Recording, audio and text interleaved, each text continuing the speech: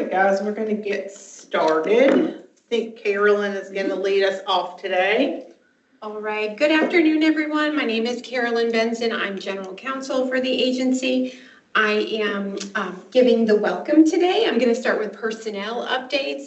So as some of you may be aware, we now have a Chief of Staff here at the agency, and that is Courtney Crosby, who is sitting next to me. She has been with the agency for about 3 years, and she previously served as the Director of Internal Audit. She officially started her role as Chief of Staff in late November, and she has already been working on a lot of projects. We're keeping her very busy, and she's making great progress. So we are truly grateful to have her in this new role. Another personnel update that I want to pass along, Claire Thompson.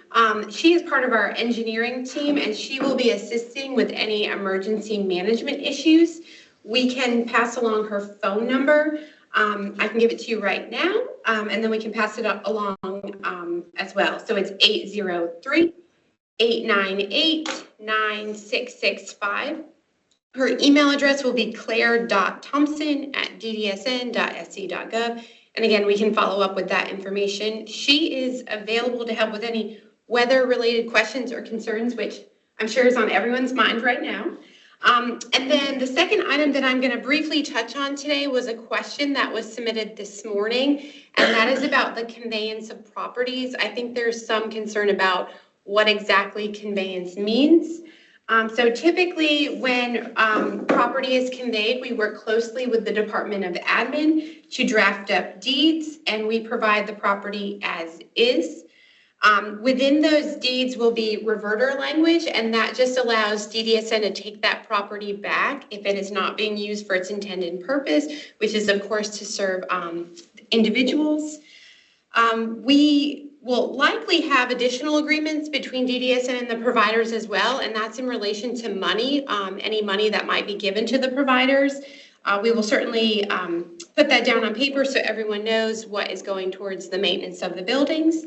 Courtney and I have been meeting with some providers already to answer these questions, and we are certainly open to doing that if it is helpful.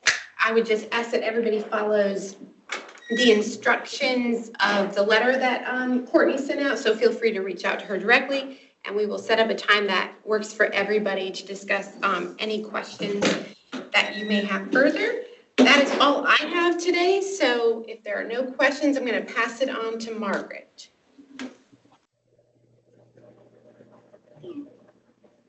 All right, good afternoon.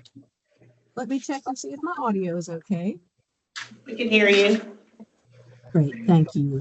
Just a few updates from the DHHS perspective.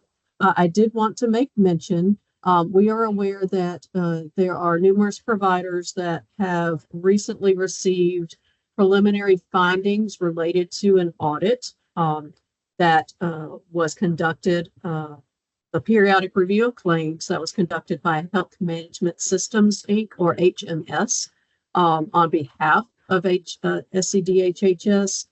This review was intended to focus on respite services provided in a community residential care facility setting, or CRCF, which does occur in various programs. The review included claims that utilized the same procedure code for some of those respite services. That is also the same procedure code that is used for support center services. So we are working with our program integrity unit as well as HMS to identify the providers that have been impacted by the findings. Please know that we will be following up, and HMS will be issuing additional information.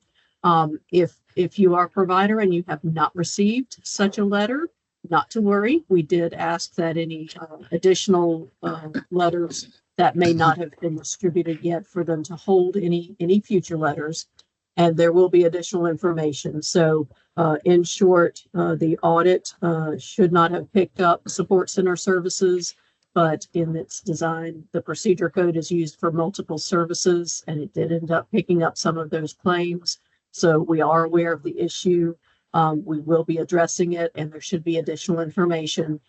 coming out, most likely from HMS, specifically to those providers that it's support center service, that the preliminary findings should not have been issued. So we thank you for your patience, as well as thank you for those that reached out and identified that there may be an issue. So thank you for that.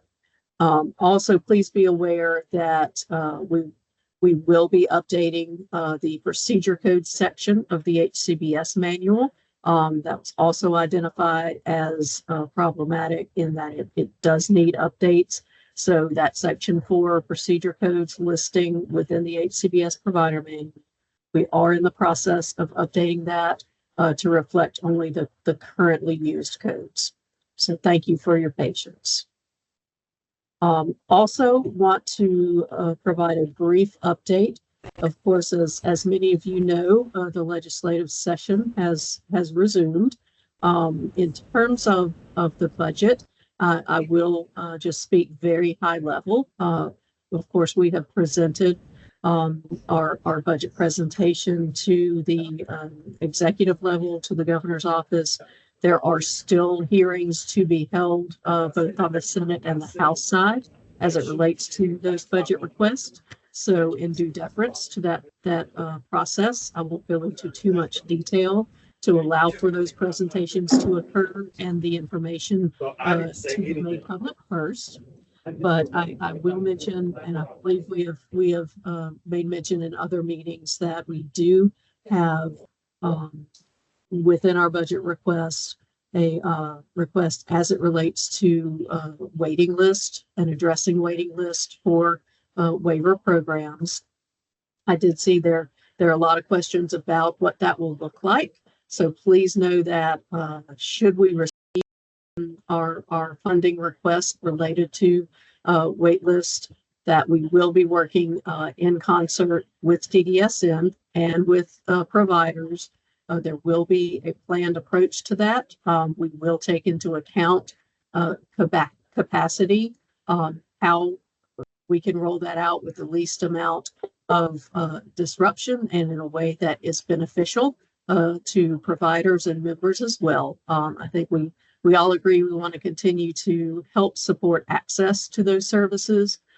Just know that there will be a planned approach, and we will be engaging the provider community as we get more detail on what ultimately is approved and how we would approach that with our partners at DDSN.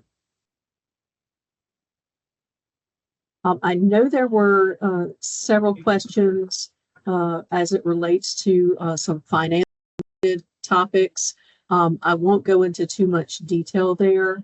I think it's appropriate for us to loop in our respective finance staffs. So we know that we will be updating information collectively in concert with DDSN and HHS finance staff.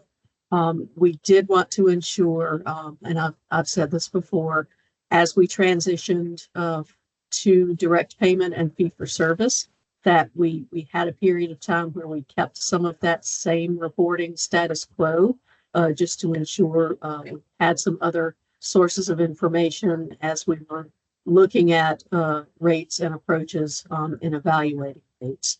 So all of that to say, we won't get into a lot of detail on the highly specific questions, but we will be following up with updated information as we work through respective finance departments to get you good information on what that will look like going forward. Those were my main updates. With that, I will turn it back over. This is Courtney Crosby. I'm new to the Chief of Staff role, as Carolyn mentioned earlier. So I have a couple updates for you this afternoon. The first is a legislative update. So for our legislative update, I'll provide the information that Carol Stewart shared with the commission at our last meeting on restructuring. So bills restructuring healthcare agencies were presented in both the House, or pre-filed in both the House and Senate. So the House Bill H 3613, which was filed by Representative Lee Hewitt, is the same bill the House filed last year. The Senate Bill S2 was filed by Senators Peeler, Alexander, and Davis. It pared last year's bill down, only merging 3 state agencies, us, DMH, and DODIS. The governor has publicly supported restructuring these agencies as well. So while pressure is building to pass legislation, it's still very early in the process, and what becomes law remains to be seen. There will be amendments along the way, and at some point, the House and Senate versions will need to be reconciled into one new law. So please keep in mind that this is not a done deal. We have a long way to go before legislation makes it to the governor's desk. And with that said, there is a strong will and continued push to make us a cabinet agency along with others. I did not say, I said you can leave at 5 o'clock. Hey guys, somebody, if everybody could I mute will their let you go at 4:30. please. We're hearing a lot of background noise, so if you could mute your mic, we really appreciate it. So I also just have a brief update for you on the DDSN central office move. So our move dates are scheduled for April 18th to May 16th. So we're still working out the logistics, and we'll provide more information to you as it becomes available. I'll turn it over to Lori. Awesome. So I'm actually going to be doing updates for my section as well as Janet's. She's out this afternoon.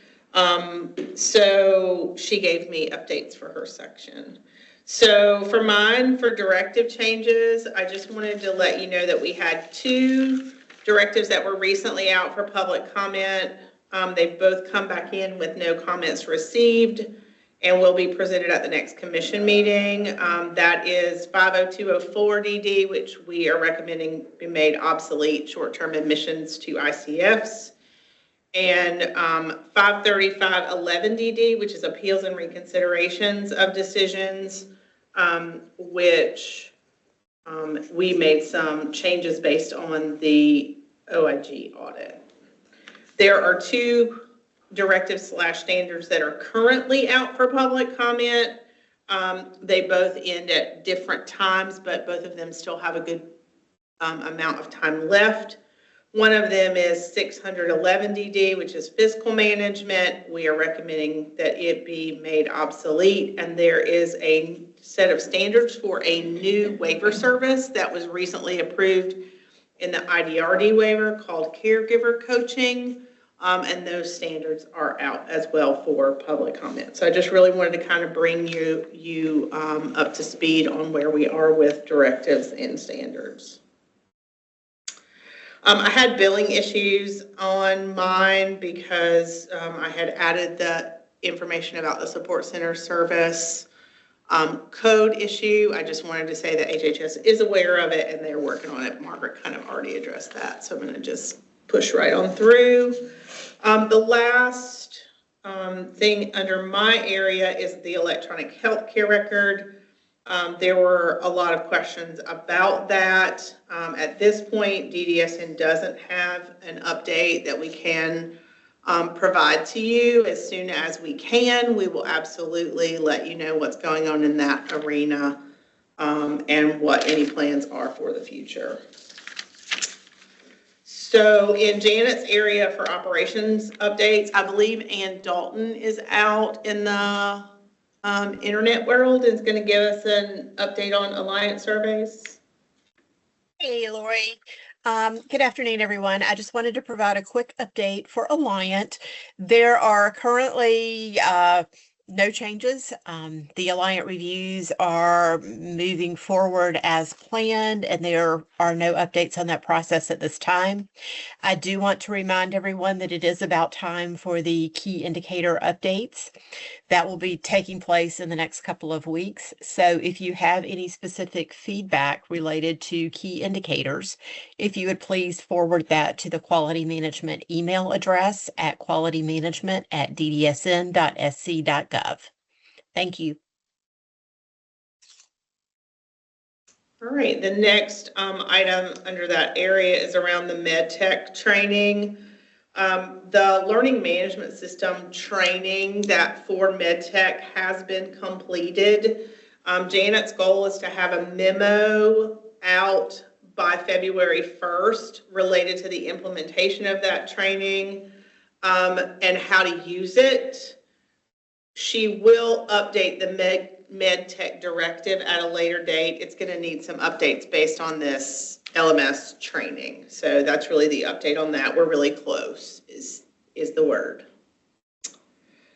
The next item on the agenda was around the acuity assessment. I did want to let you know that we are still in the process of completing our sample of folks to test the acuity assessment. We're trying, as a reminder, we're trying to have it normed for South Carolina.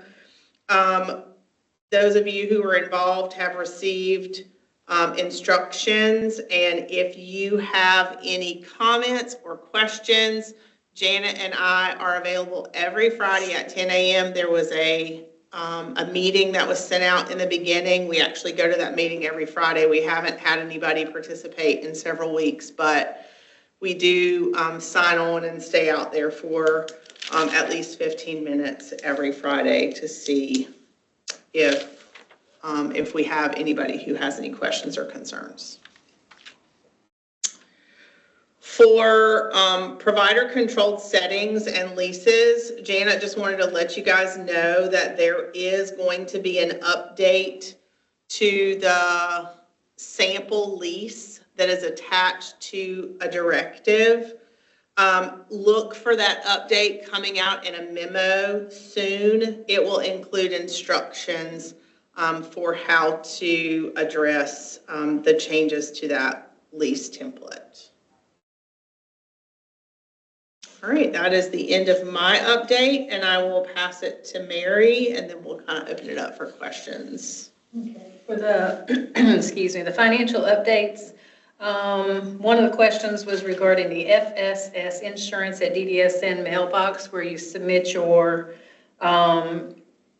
insurance information. I'm going to be getting access to monitor that soon, hopefully. And once I start monitoring that, you should be getting replies when you do submit these things. And if you have any questions, if you could direct them to me, and I'll get back to you as soon as possible.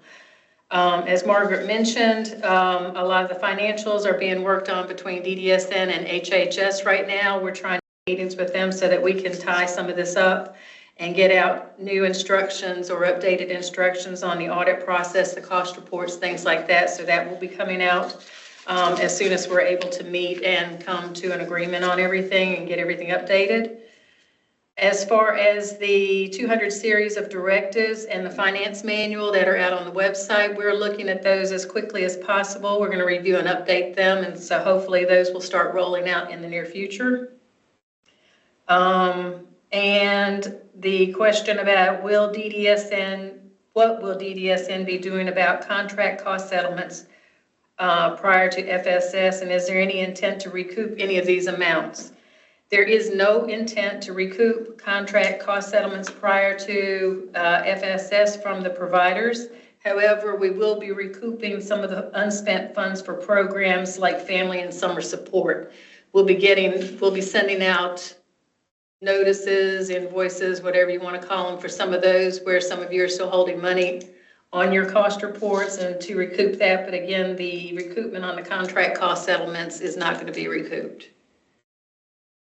And that pretty much covered everything.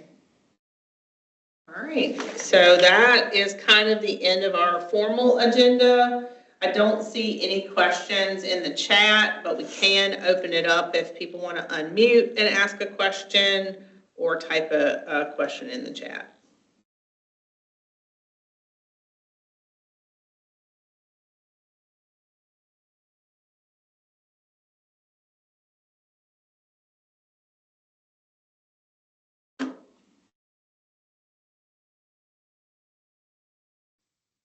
Hey, Lori, Yeah.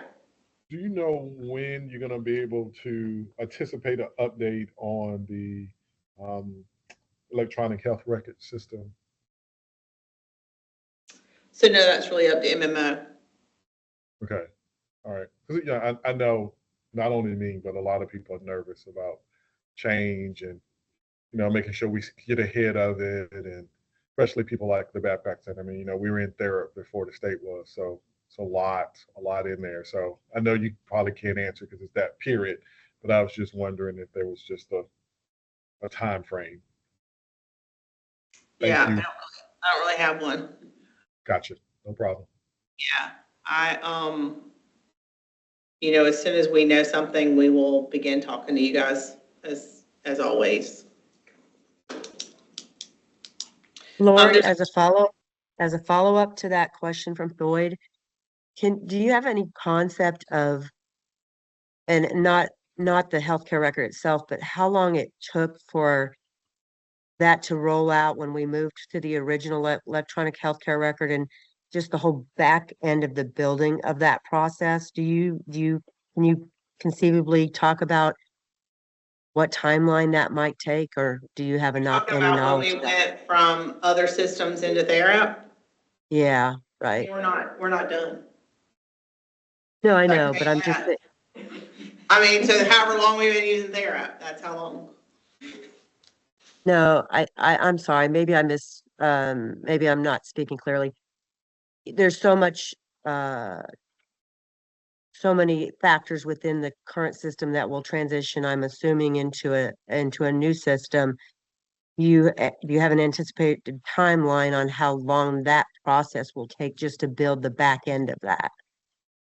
I don't think so. I think there was some request in the RFP about transition time. So. Thank you.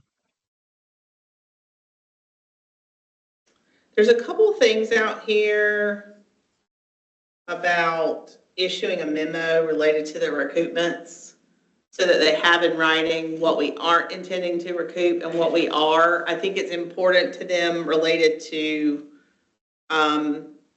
their audits and being able to write stuff off. I hope I'm saying that right. I'm not a fiscal person, but Mary's shaking her head. So we will try to get something out that clearly tells you kind of what our intentions are related to the recoupments. I think some of the question in the past was, as long as HHS doesn't settle with us, we're not going to settle with you, right? And so we don't have anything in writing that says they're not going to settle with us. So it's hard for us to say we're not going to settle with you, but it's been a long time. So we'll do what we can. We'll work with them to try to get something out.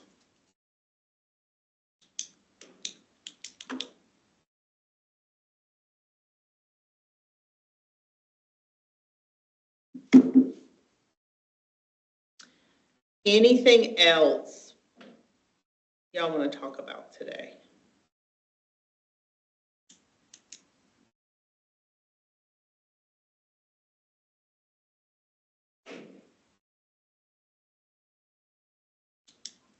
Address for the new central office location. Do you know the address to that thing? I believe it's 400 Otari Parkway. I might have the number wrong, but to the best of my knowledge, that is the correct address.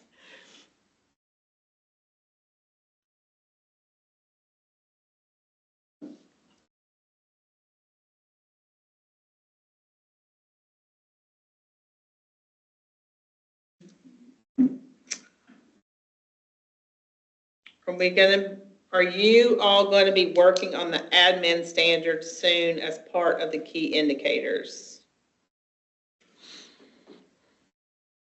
I'm sorry. I'm still looking up. It's okay. I'm looking around because I'm not sure who the document manager is for the administrative standards, but I will commit to trying to figure that out and having an answer about whether or not we're looking at updating it. Hey, Lori, there's an indication that it might be me as the document manager. This is Ann. I am not the document manager, although the document enforcer. That's why they always think that you're the document manager. There is a portion of the admin agency standards that falls under quality management, but it's actually a combination of several different areas. So we work on that together. If you have any specific, if providers have any specific feedback regarding the administrative agency standards, if you want to send that to the quality management email address, I will certainly get that to the appropriate party. Actually, it Again, would be that's- great if the providers could comment on it publicly, right? So there's Okay. on Sure. everything on our website, there's an ability to make a comment. So if there's something that needs attention, if you will do that, we have somebody that monitors those comments and they will bring it to my attention, and then I can take it and kind of push, you know?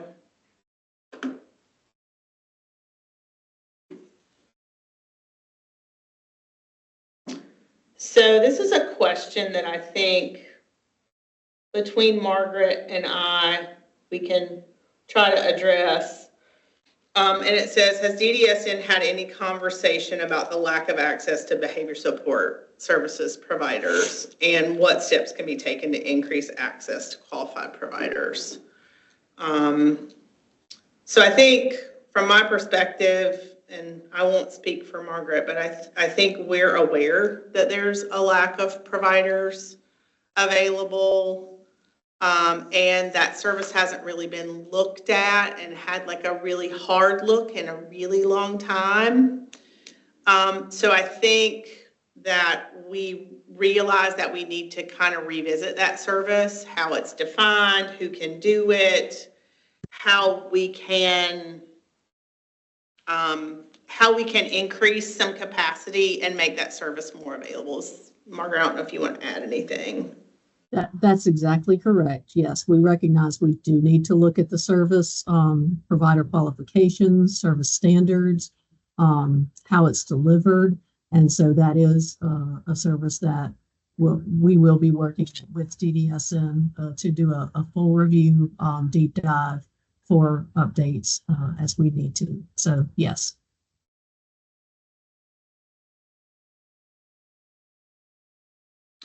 So there's a question in here, Mary, I know you probably just can't answer it off the cuff, but just so when you're working on this memo about recoupment, there's a question about whether state-funded follow-along funds are included. So actually state-funded community supports and state-funded follow-along, we probably need to look at both of those when we're trying to decide how that happens. So we'll get you an answer on that. I didn't think she would know right off. No.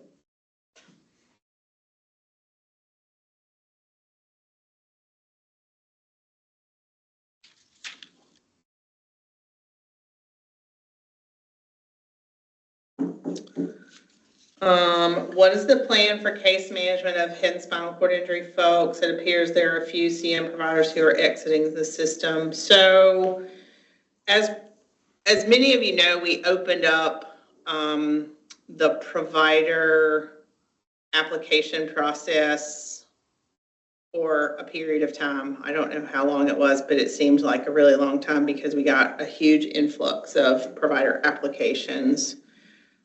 We feel like with the new providers in the system and some other providers who are available and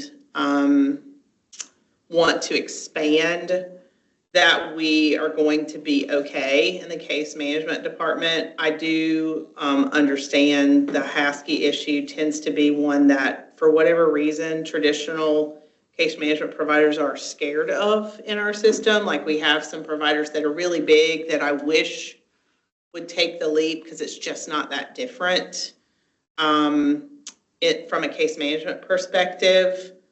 And we just haven't had that happen yet. So we kind of have our finger on a pulse. We have a big case management provider. It's not, it's common knowledge at this point, that is planning on going out of business at the end of February. So they have some Haskell folks. We're scrambling a little bit on those right now.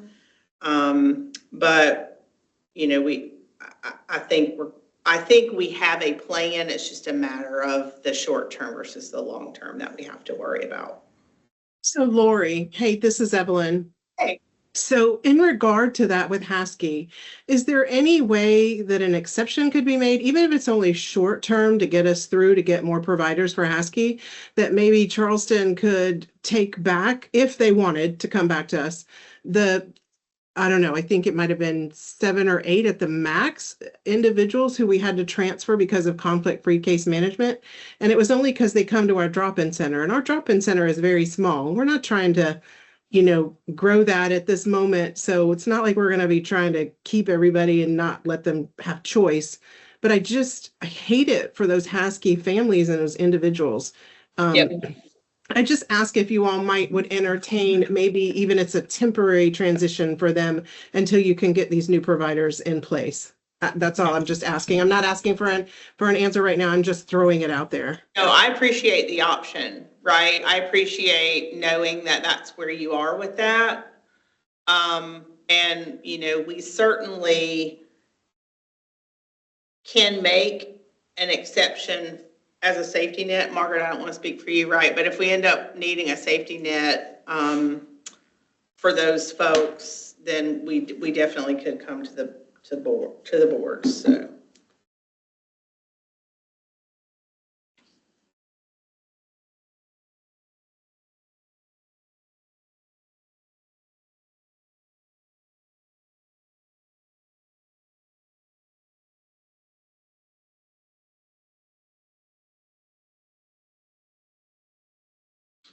All right, any other questions or concerns or things you just want to talk about?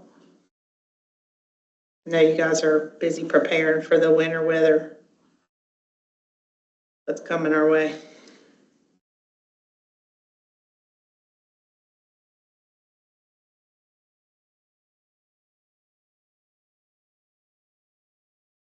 All right, I don't see any out there other than thank you. You're welcome, Chris.